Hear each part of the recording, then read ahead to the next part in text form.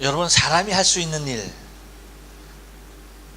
무엇이 있을까요? 사람이 할 수 있는 것 무엇까지 할 수 있을까 굉장히 궁금해집니다. 사람이 참 연약한 존재임에도 불구하고 사람이 이룬 업적을 우리가 가만히 살펴보면 굉장한 엄청난 일들을 이루어 놓은 것을 볼 수가 있습니다. 어떻게 저런 걸 했을까라는 거예요. 혹시 여러분 여기 긴시죠? 여기 우리 교회 바로 맞은편에 있는 복구도 병원 아시죠? 거기 지금 이제 그 새로운 건물을 짓고 있지 않습니까? 새로운 건물을 지으면은 그 건물을 짓기 전에 기중기라고 하는 것이 이제 이렇게 딱 쓰죠. 그러면 그 건물이 이제 자재를 이렇게 끌어올려서 이제 이렇게 붙여가면서 건물을 짓지 않습니까? 근데 그 건물이 이렇게 올라가면서 그 기중기는 어떻게 저렇게 더 먼저 올라갈까? 여러분 그거 어떻게 올리는지 아세요 혹시? 아시는 분 계십니까? 관심이 없으시군요. 여러분 건물 안 짓는다는 말씀이죠? 네? 어떻게 해요? 구리 같은 거 뭐요?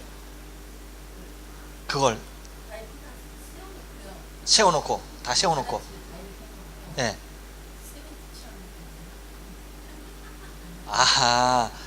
그 기중기를 모르시는구나 집사님은. 그 하여튼 있는데 저도 설명이 좀 곤란해요. 그거 이렇게 올라가는 거 보면 그것 때문에 건물이 올라가지 않습니까? 근데 그거는 무엇으로 이렇게 올리는지 참 그거 무슨 방법이 있다고 그러는데 모르겠어요. 그거 보면 참 건물 공사하는 거 볼 때마다 참 신비로워요. 저걸 어떻게 봐도 모르겠는데 저걸 연구하고 저걸 만들어낸 사람들은 도대체 어떤 머리를 가졌는가 싶은 생각도 들기도 합니다. 근데 그런 기중기도 없을 때 또 이제 만들어 놨던 그런 건물들 우리가 보면 야 도대체 저게 어떻게 된 건가. 중국에 있는 만리장성이나 저기 이집트에 있는 피라미드 같은 거 보면은 참 저걸 어떻게 만들었을까라는 생각이 지금도 들기도 합니다. 뭐 멀리 갈 것도 없죠. 그래도 우리는 동경 딱 이 한복판에 살다 보니까 또 여러분 이 스카이트리가 바로 눈앞에 보이지 않습니까? 일본에 사는 분들도 일본 사람들도 저거 보려고 여러분 얼마 동안 예약을 기다리고 자기 순서 기다리는지 몰라요. 그것도 지금 안 본 사람들도 얼마나 많은지 몰라요. 같은 일본에 있어도 저거 한번 보려고 여러분 일부러 신간센을 타고 그 비싼 비용을 치르면서 올라오는 사람들도 얼마든지 있습니다. 근데 여러분은 그냥 이따가 집에 돌아가실 때 교회 나가면 보이죠. 얼마나 감사해요. 근데 전혀 그런 모습에서도 우리는 감사 몰라요. 그렇죠? 저기 있구나. 저게 스카이트리야. 가보신 분. 시온이 가봤어. 새끼. 그래? 그래요. 우리 교회 세 분만 가보셨네. 안 가보셨어, 다들. 하기야, 우리 눈앞에 안 보였으면 여러분들 한번 가봤을 거예요. 근데, 뭐, 눈만 뜨면 보이는 것이 스카이트리니까 여러분은 가보려고 생각도 아마 안 하신 분들이 많이 있을 것 같아요. 그래서 안 가신 분. 네, 네. 다녀보셨어요? 어땠어요, 집사님? 네, 가보신 분의 말에 의하면 별거 없답니다. 저는 전망대도 안 올라가 보고 그 1층에 2층도 안 올라가 보고 지하에 차 대고 1층에 올라갔다가 다시 지하로 내려가서 차 끌고 나온 적은 한 번 있습니다. 그리고 거기 올라가 보진 않았어요. 그 올라가면 뭐 식당가가 쭉 있다면서요. 쇼핑 한 번도 거기는 들어가 보지 않고 한번 주차장에 갔다가 1층으로 와서 다시 주차장에 가서 차 가지고 나오는 그런 거나 해봤습니다. 그래요. 여러분 저거 볼 때도 참 대단하지 않아요, 그렇죠? 대단했죠. 저걸 완공되는 그 과정을 그 TV로 한번 이제 설명을 하면서 하는데 사실 굉장히 그 위험한 시기도 있었죠. 여러분 그 탑 그 맨 꼭대기 부분에 이렇게 올라가 있는 그 탑 부분, 그거는 그 밑에서부터 이렇게 쭉 올린 거라는 거 여러분 다 아시죠? 보셔서 알잖아요. 그 이렇게 쌓아 올린 것이 아니라 만들어져 갖고 이 밑에서부터 관통시켜서 이렇게 올리는 거죠. 이렇게 올려. 근데 이제 그거 올리는 과정에서 아주 위험한 상황이 한번 있었더라고요. 그게 이제 각도가 이제 계속 틀리면서 올라가는. 그러니까 그거 이제 틀어지면은 굉장히 그 위험한 일이 발생하니까 그거 틀어지지 않기 위해서 이제 또 지지대를 붙여가면서 올리는 그런 위험한 상황도 있었는데 결국은 다 만들어 놓은 거 보면 굉장하죠, 그렇죠? 높이가 634m, 굉장한 높이입니다. 그러니까 그 후지산이 3776인가요? 3776이죠. 예. 거기에 비하면은 한 몇 분의 1 정도 해당하나요? 계산이 안 돼요. 저도 안 됩니다만 하여튼 그래도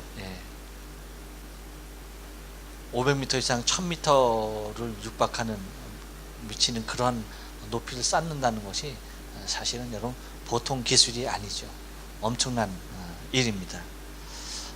사람이 그렇게 할 수 있는 일이 여러분 엄청난 일들이 많이 있더라고요. 혹시 여러분 제가 하는 말, 이거 누가 한 말인지 여러분 혹시 기억하십니까? 이것은 한 인간에게는 한 걸음이지만 인류에게는 위대한 도약이다. 누가 한 말입니까? 네? 그렇죠. 닐 암스트롱이 한 말이죠. 네. 그러니까 달나라에 우주선을 타고 아폴로 11호를 타고 딱 우주선에서 달에 한 걸음을 내딛는 순간, 그렇죠?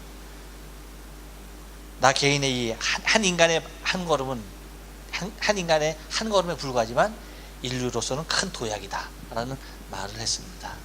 근데 요즘은 또 그 과학이 또 발달하다 보니까 이제 그 아폴로 11호가 달나라로 간 것이 그거 간 것 아니다, 그거 가짜다 하는 그러한 이제 설도 여러분 많이 있는 거 아시죠? 그래서 한 번쯤은 다 대하여서 봤을 것입니다.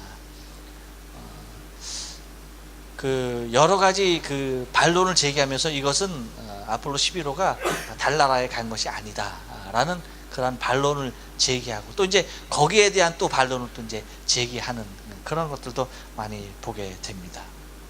거기에 이제 몇 가지 우주선이 달나라 간 것이 아니다라고 주장하는 말들 중에 몇 가지가 있습니다. 그것이 뭐냐면 그 아폴로 11호에서 그 찍은 달의 위성 사진 중에 한 부분이 그 미국 네바다주 51구역과 너무나 같다라고 하는, 위성 사진에서 찍은 것과 너무나도 같다라고 하는 것과 또 하나는 이제 그 루이 암스트롱이 이제 밟은 그 발자국이 이렇게 저렇게 선명하게 남느냐라고 할 때 사람의 발자국이 저렇게 선명하게 남았다라고 한다면 어떻게 우주선이 착륙한 자국은 저렇게 먼지 하나 없이 저렇게 깨끗할 수 있느냐라고 이제 반론을 또 제기합니다. 그리고 물론 이제 성조기가 그 공기가 없는 그런 상태에서 어떻게 저렇게 펄럭일 수 있느냐. 그리고 그 무중력 상태라서 이제 뭐 중력이 지구의 6분의 1이라고 하지 않습니까? 그래서 그 우주 비행사들이 여러분 걷는 모습 기억하시죠? 이렇게 걷는 거. 그걸 갖다가 2배속만 빨리 돌리면 보통 중력의 상태에서 걷는 것과 똑같다라고 이제 얘기를 합니다. 그리고 왜 그 중요한 상황을, 그때 분명히 다 칼라가 있던 시대인데 왜 저 중요한 상황, 그 역사적인 상황을 왜 흑백으로 했느냐라고 얘기하는 겁니다. 그러면서 저것을 칼라로 호환을 시키면은 빛의 각도가 다르다는 거예요. 하나의 빛으로 오는 그 각도가 아니라 여러 광원이 있었다는 거예요. 여러 빛의 쏘아주는 데가 있어서 이렇게 물체가 빛의 각도가 다 일정하지 않습니까? 여러분 그 무슨 정이 그 지구의 둘레를 낼 때에 여러분 그 사용했던 다 까먹었네 이제. 태양빛은 뭐다? 용어도 까먹고 참. 너 배워서 알 거 아니야. 태양빛은 어떻게 들어온다? 그래, 직선으로 들어오지. 직선으로 들어오는데. 그러니까 우리가 지금 여기 한 30 몇 도 정도 됩니까? 위도. 그러니까 뭐 쉽게 말해서 위도 38도다라고 한다면 위도 38도 선에 들어오는 빛의 각도나 저기 적도에 들어오는 빛의 각도나 같다는 얘기죠. 그렇죠? 그래 안 그래? 그러겠죠? 너 안 배웠어 그거? 아직 안 배웠어? 너 몇 학년이지? 이제 배우고 있어? 예진아 맞니? 안 배웠어? 그렇구나. 안 배웠대요. 미안해. 참고해. 알았지? 이제 그런 건데, 그러니까 달에 미치는 그 태양빛도 이제 마찬가지라는 거죠. 이제 근데 그 각이 다르다는 거예요. 각도가 다르다라고 하는 것입니다. 그리고 그 당시에 그 우주 비행사들이 입은 우주복이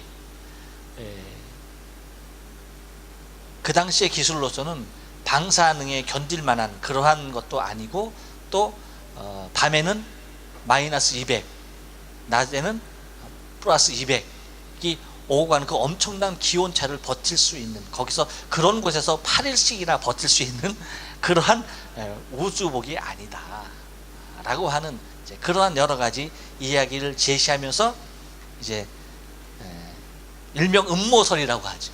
그렇게 이제 내놓아요. 여러분은 어떻게 생각해요? 그런 것 같아요? 제가 또 이 부분의 말을 들으니까 여러분 그런 것 같죠?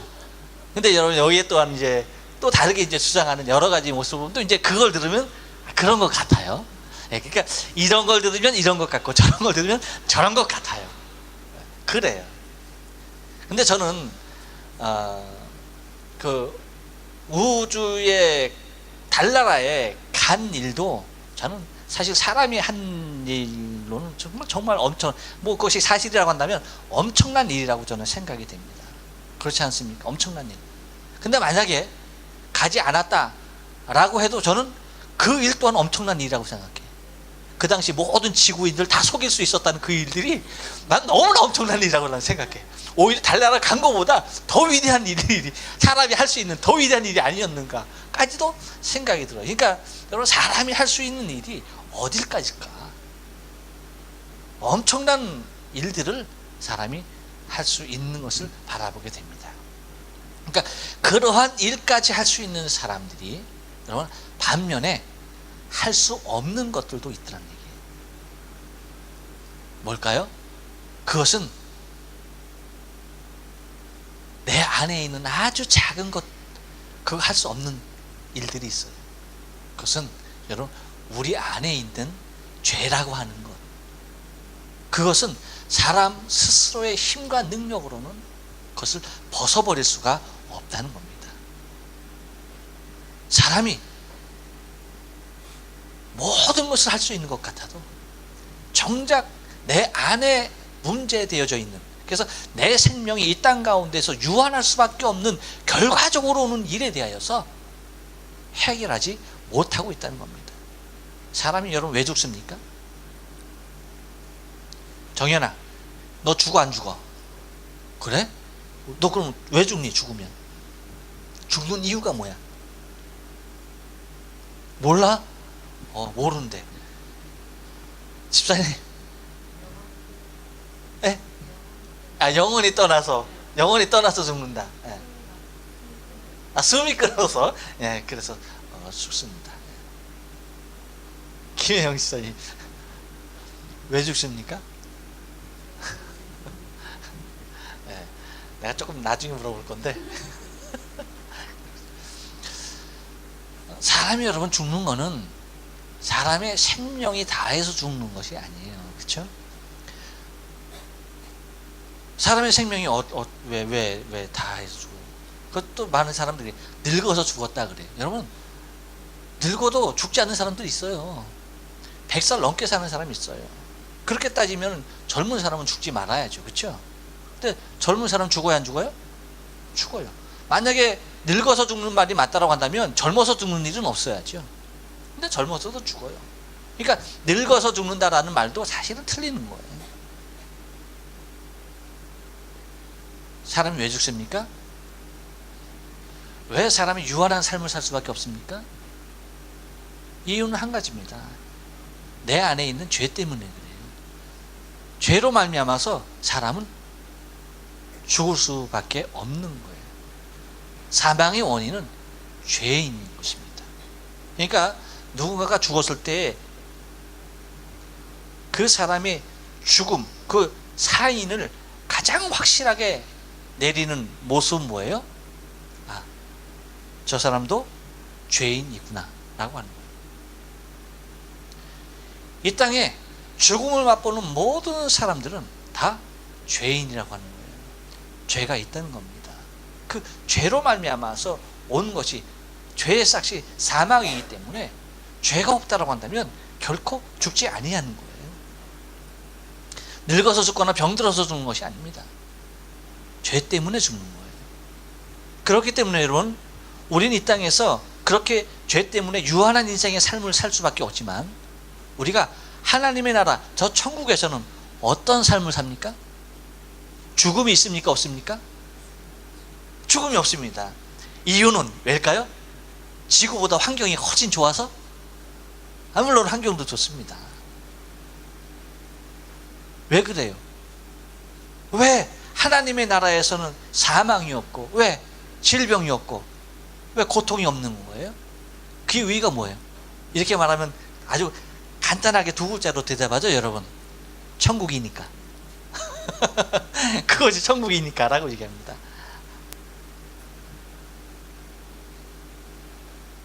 정확한 대답은 뭐예요? 예, 죄가 없기 때문입니다. 죄가 해결된 상태라 그래요.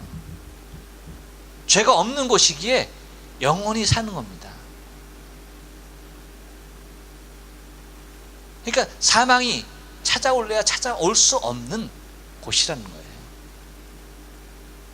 거예요. 그러므로 여러분, 우리가 우리 안에 있는 죄조차도, 우리의 생명 가장 소중한 것을 앗아가는 그 죄조차도 우리는 우리 스스로의 힘으로 해결할 수가 없다는 겁니다. 그래서 하나님께서 우리에게 우리의 죄를 대신하는 한 가지의 법을 제정하셨는데, 그것이 뭐다? 한번 옆 사람에게 얘기해 줍니다. 대속입니다. 네, 대속. 우리가 해결할 수 없기 때문에, 우리 스스로 해결할 수 있는 길이 전혀 없기 때문에 하나님께서는 우리를, 죄를 대신 속하여 줄 수 있는 그 길을 모색해 주셨다는 겁니다. 그것이 뭐예요? 예, 대속이라는 겁니다. 그래서 그리스도 예수 안에 있는 생명의 성령의 법, 이것이 대속입니다. 오늘 본문에 나와 있죠? 어디 나와 있습니까? 몇 절? 2절에 보면, 이는 그리스도 예수 안에 있는 생명의 성령의 법이 죄와 사망의 법에서 너를 해방하였느니라. 예. 그리스도 예수 안에 있는 생명의 성령의 법, 그것이 무슨 법이다? 대속이다 라고 합니다.